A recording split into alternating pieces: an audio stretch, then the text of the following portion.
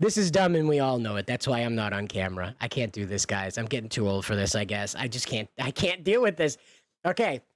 Let's just get out of the gate, because I know these guys are going to show up in the comments immediately and start in with this. So, again, I'm going to save you guys the time of trying to go around in the video and find where I say this. I'm going to say it right out of the gate. Ubisoft and Assassin's Creed are trying to tell you that they have created a recreation of Sengoku-era Japan. Okay? Do you follow me? All right, let me reiterate that. Ubisoft says they have created a faithful recreation of Sengoku Japan. And thus, their changes are abusing Japanese culture when they go make those changes to that faithful recreation. Now, MiHoyo did not say that they have created a faithful recreation of anything. They said they're making Natland. Let's find out what they have to say about it. It says, set to open its gates to players with the game's soon-to-be-released 5.0 update, the Natland region is defined by its warrior-centric culture, and adherence to which has led to its various peoples to organize not into large societies, but rather individual tribes, all of which follow their own rules. Like the game's other regions, the visual aesthetic of Natland takes inspiration from various real-world cultures, most notably those found through South America and Africa. However, one distinct difference between itself and its inspirations, the people of Natland are not dark-skinned in the slightest, but rather boast a tone that can be best described as very slightly tanned. And again, we'll go on and see what these guys have for comments about this. They're very concerned about this character, Mualani, all right? Now, as you can see, Mualani appears to be one of these slightly tanned characters we heard about a little earlier. And this user on X says, so amidst your own controversy about making Natland characters white, you chose to whitewash one of the only darker characters we got? Nice one, HYV. And again, let's just scroll down and see what their example is. So they see this original art here, this advertising art that has the voice actors' credits here for the English and Japanese voice actors. And as you can see, too, they've also taken color samples from the flesh tone here. Now, as you and I both know, advertising art tends to change quite a bit. If you followed any franchise over time, various artists who are hired in to draw characters have different ideas of how they want them represented. But let's say that MiHoyo went out and said, you know what? Nah, that's too dark. Let's make sure that she's much more light. Let's make sure that that's the case. And so they did that. And again, this is a fictional character. This is not Yasuke from 1500s Japan. This is a fictional character that is borrowing cultural aesthetic. Now, if the home countries have an issue with this, right? If the home countries have an issue with this type of iconography and imagery being borrowed and placed into video game looks. Now, again, I want to stress, like, as you're seeing these characters' costumes, like, look, we're close up here. As we're getting in on these characters' costumes, there's no one who dressed in ancient times this way. Not a soul. I know they would be eaten by anything and everything. This looks like candy. It looks like everything you could sink your teeth into. Looks like one of those jelly things you get out of the gumball machine. All right? That's what you're dealing with here. So this is why it's ridiculous. Why this complaint about whitewashing these characters just goes way over the top. And they get into it even further here. And so we'll scroll up and we'll scroll down here instead. And we'll take a look. And it says, spot the difference. One is from a place that is representing Germany, while the other is supposed to be representing Mayan and Zapotec's hardest challenge ever. And again, I have to stress that the Chinese, who are the owners of the Genshin Impact property, they don't have the kind of racial diversity that we do here in the West, and in particular the US. And so when they decide to create these fictional characters, they're pitching to an audience that pretty much sees the world the way they do. You have to remember that China has several billion people in it. And no matter how much the West kicks and screams, our market is never going to outweigh that Chinese market.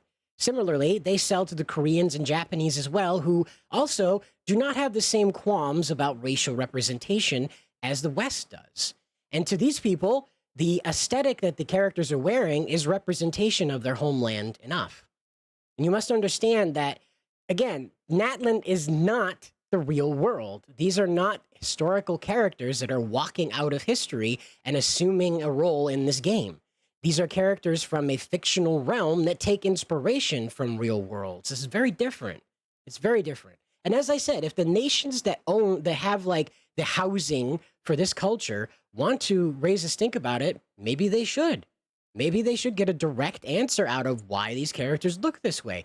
I personally don't have a problem with it. I wouldn't have a problem with it if they were Afrocentric. I would question it because the Chinese put it together. It's a little strange, but I understand why they've chosen this. This is how they choose, how they represent characters in anime. And this is the aesthetic that the dang game is based on. I say dang because it's YouTube. We got to be careful around here. Very careful, right? This dang game is based on, all right? It's based off of anime. And guess what? Anime's in Japan. And Japan, well, Japan makes anime for the Japanese. So we did get one very courageous social justice warrior that wanted to ask a question of the customer service team. That's right. Because I want to call them the Celestial Squad.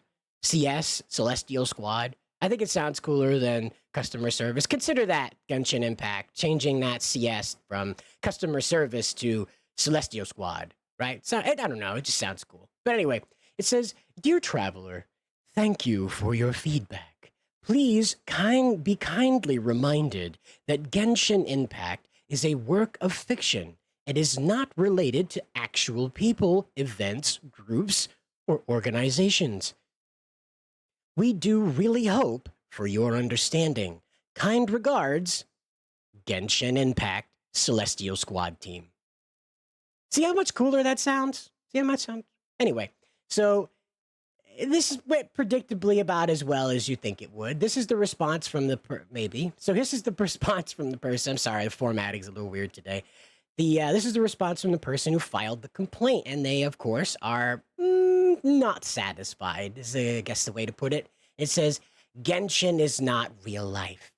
Genshin Impact? What kind of response is this when a player submits feedback about the racism and..."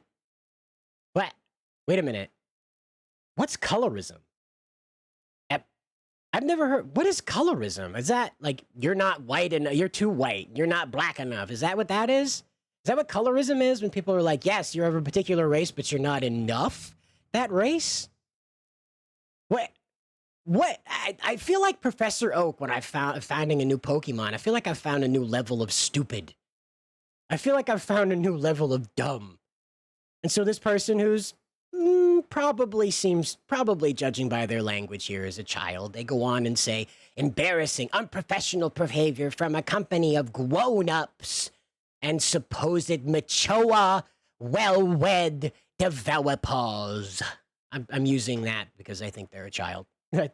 When you call another adult a grown-up, it doesn't quite ring as true as you might think. Let's put it that way.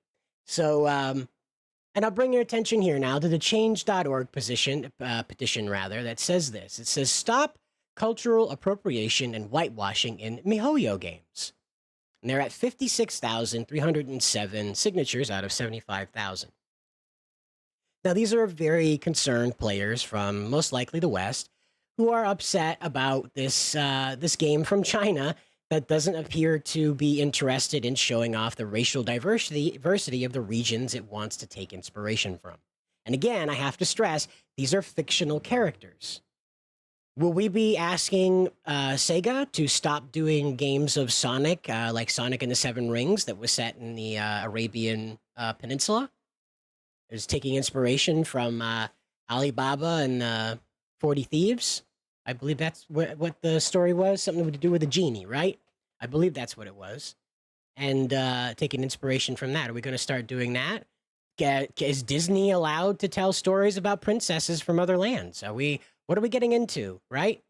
And this is the difference I want to stress, okay? These people are not aware of this difference. They are not thinking about it. And the difference between Assassin's Creed with Ubisoft, right, and this is that Assassin's Creed is telling us that they created a faithful recreation of Sengoku-era Japan, whereas MiHoyo is saying, look at these neat characters that take inspiration from real life. But these characters, their regions and adventures are absolutely fictional. And that brings us now to the latest that's to come out here. Now you'll see the supporter voices section here, and I've downloaded a couple of these just so you guys can take a look at them here. Now I'm not going to show them in their largest setting because some of these are young folk, and I think that they're feeling the passion and they're not quite thinking through what their complaint is and who they're complaining to. Let's put it this way. So please exercise some mercy with the people we're about to meet. And so this person would like to let us know about what's going on with Genshin Impact and how they feel about it. So here we go.